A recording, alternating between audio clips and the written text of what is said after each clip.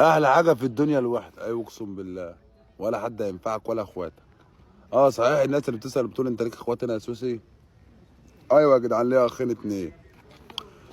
اخ انا جيت عليه اقسم بالله وزعلته، بس كان لمصلحته، بس جدع اهو معايا وبيسال على الواحد.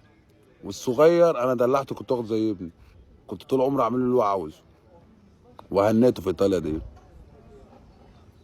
بيجي عليا وما يعني كارف للواحد، بس عادي. يعني بمعنى صح، مش هيبقى لك في الدنيا ديت الا امك وابوك. ولو ابوك اتجوز على امك ما تعملوش برضه. ليه؟ لان هي بيسمع كلام مراته، فاهم ازاي؟ يعني هي الحاجه الوحيده اللي صادقه في الدنيا دي امك وابوك. والمثل اللي قال لك مصير الاخ جار، المثل ده ما غلطش اقسم بالله. بس كله خير. ادعي دعوه واحده، ربنا ما يحوجك لحد.